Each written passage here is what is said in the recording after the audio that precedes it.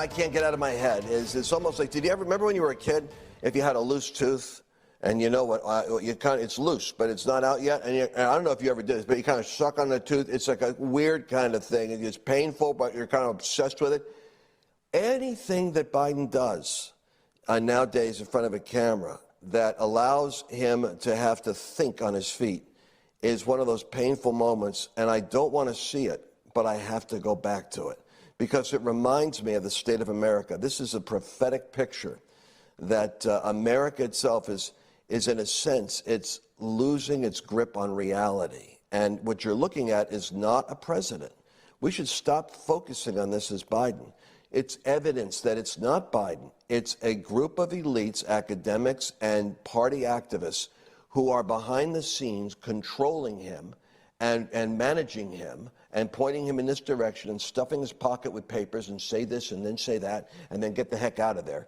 And because Kamala Harris is groomed and they're ready to throw her out there. By the way, why do you think that Cuomo in New York is having the problems he's having? These are the insights you get on this program that very few people will actually give you. I'm going to tell you, where did this Cuomo thing come from? The Democrats are so disciplined. They all vote in lockstep. Everything they do is party discipline, party discipline. Why would they suddenly be turning on their own? The media is all a left-wing apparatus. The whole media is now the dangerous part of the government policy. So you think you're getting news. You're not getting news. You're getting propaganda. Why are they turning on Cuomo? Because they've surveyed and discovered that Governor Cuomo, to their surprise, is considered presidential, and that means they don't have the control over him and his ego that they have over Kamala Harris, who will do exactly what they want.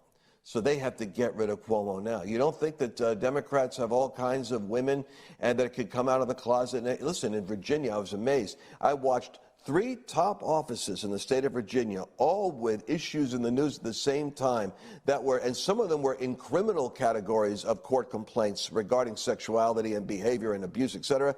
Boom, the stories were killed. You know why?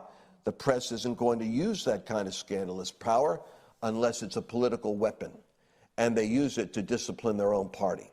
So Cuomo is being taken out. Governor Newsom, different problem. The people can't stand him. But in New York, it's the media frenzy. The party is taking him out because he's a threat to Kamala Harris in 2024, and they plan on getting her in as soon as they can, as soon as the nation wakes up to the fact that Biden really can't do this job. So where I am right now is I want you to play the part of if we can, Mr. Producer. I want to go to the press conference part where we're dealing with foreign policy. What you can't have is a president who literally can't think about what he's doing in nuclear or military matters until he finds the piece of paper. And God help us if he pulls the wrong piece of paper, a laundry list, out of his pocket, because he could start a nuclear incident. Let's read what how he's going to deal with North Korea. Watch him think on his feet. We're consulting with our allies and partners, and there will be responses if they choose to escalate. We will respond accordingly. But I'm also prepared for some form of diplomacy. It's got to be pretty intimidating to the North Koreans, who, of course, are watching it in real time. They've got nukes in Pyongyang now, and that means they probably have cable TV, too. Don't underestimate these people. They're crafty. Don't underestimate them. They might even have microwave ovens, for all we know. So here's the situation. You've got the President of the United States. All he had to say was, all that I'm going to say right now is we are in consultation with our allies. We are concerned, but we believe that this situation is going to be manageable and that we're establishing our own communication. I'll have more on that later. Boom. But instead, it's like he's reading it like it's news, breaking news.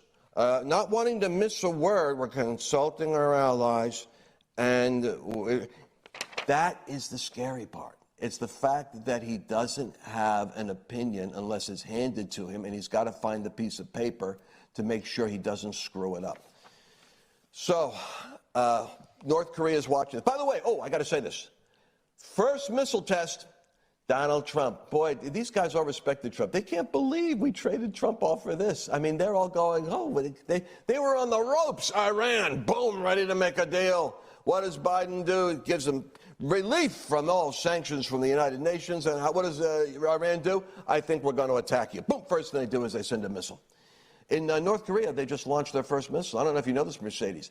But since 2017, after Donald Trump did his famous "you got a button, I got a bigger button" exchange with Kim Jong-un, what did they do? They stopped testing the boundaries and started seeing about maybe they could get a better deal, and maybe they could even become part of an economic titan in the Asia-Pacific Rim, kind of like Taiwan, kind of like Singapore. That's what Trump was saying to them, and they liked that idea. Now, you know what they've done? They just launched another missile. It's on the news. They launched another missile. You know why they launched a missile? Because they figured we're back to the dummies regime like they had with Hillary, and they can get away with this stuff in order to negotiate. All right. That's it. I got it out of my system. That's world diplomacy. By the way, Putin, just let me get this out of my system. You know what Putin said? He said, I want to debate you. He took a look at this. These guys just come right through the front door. He goes, oh, well, I'll tell you what, Captain Cognitive over there, why don't we have a debate? And then Putin says this, and he's chest thumping in front of Pravda, his own media, guarantee is.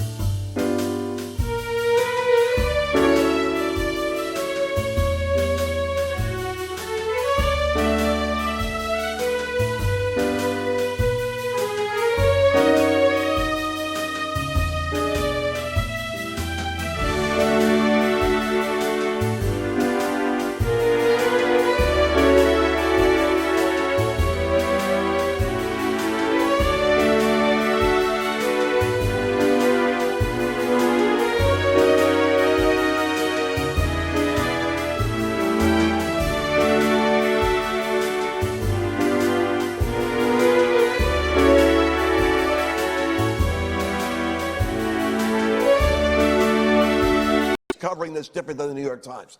Putin says, I want to debate the U.S. president. I want to do it on one condition. It's live.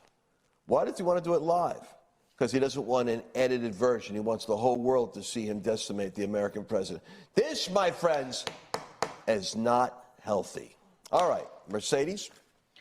Yeah, I got to thinking as you were talking, maybe they gave him the talking points because they didn't want him to fly off the handle and say, you lying, two-faced, pony soldier, something like that. Or just go, come on, man, shut up. You never know with Biden. I mean, you never know these days. But let's pivot into the election reform that we're supposed to talk about in this segment.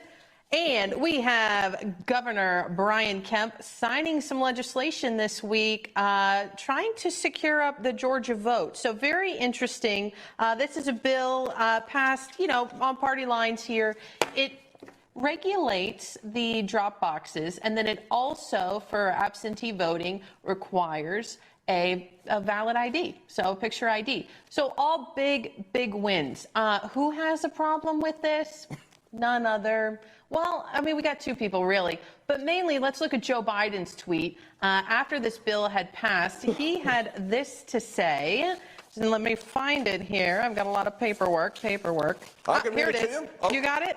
I can cover that. Okay, The Georgia voting law, like so many others pursued by Republicans in state houses across the country, is a blatant attack on the right to vote, the Constitution, and good conscience. I guarantee this was written by somebody else. It's Jim Crow in the 21st century, and I must add, Jim Crow, Jim Crow. They're all using Jim Crow, Jim Crow, Jim Crow, white supremacists, racist. And the American people are getting sick of this. I'm telling you something. It's like a cognitive, as he's diminishing and he's being played, and the American people actually have been getting an education. And we've been getting an education ever since Donald Trump started running for office. How in the world could the media do the blitzkrieg and bombardment they did on Donald Trump with two impeachment scenarios and end up dropping in credibility and influence to the point where they're only 21% influential and Trump picks up 15 million new voters? How did Trump pick up 15 million new voters when the entire media is trying to propaganda? You know why? We don't listen to them. Now, we have to actually get that 48% of the country that is kind of like been this, let's say, zombified by the media narrative. We've got to chip away at that. And that's why people like you that are watching this program are so important. The more informed you are about what's really going on, the more powerful your own echo chamber, your own influence, your own decision-making is. Biden is predictably doing that Jim Crow thing. But let me say this is really important. Brian Kemp and Georgia. What a disappointment they were. Stacey Abrams ran circles around him, and then Raffensperger, who I think, I've got opinions on that guy. He's got to go. Brian Kemp, really, on the other hand, is trying to do damage control because he wants to stay as governor. You know what he heard?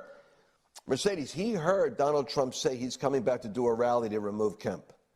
Because you know one thing about Donald Trump? He's making a list and checking it twice. And he already knows who's naughty and nice. And when he comes back out swinging in the midterm cycle, the wrecking ball has got a bead for Brian Kemp because Kemp and Georgia screwed up the election by their own malfeasance. So now they're doing a cleanup act. And it shows the power of the Georgia conservatives and the populist movement.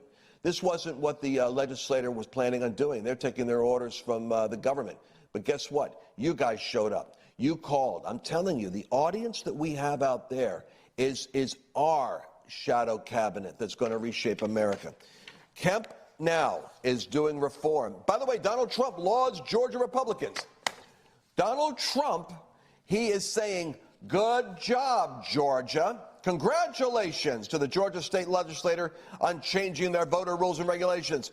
This Election Integrity Act of 2021 is going to have to be totally challenged. H.R. 1 has got to be booted out. It will destroy America in the future. But here's the good news, people. Donald Trump is saying, oh, well, this is progress there in Georgia. Now, why is that important? Because Trump doesn't plan on getting back engaged in politics if it's going to be rigged by fraudulent elections. He wants to see this happening so that he gets a fair shot at fixing America in 4 years. So that's good news. When we get back, have we got a load of activity to cover in a few minutes' time. So I'm looking forward to talking to you about how the left is screwing up with guns already. LanceWallnau has just released his latest book, God's Chaos Code. You need to know the code. You need to know what's happening right now. There is a code in the chaos. There's a purpose in the shaking. Once you see this, it's going to give stability and strength to you. God is literally raising up an awakening generation right now. It's hidden in the code. You need to know the code. Order God's Chaos Code now at godschaoscode.com.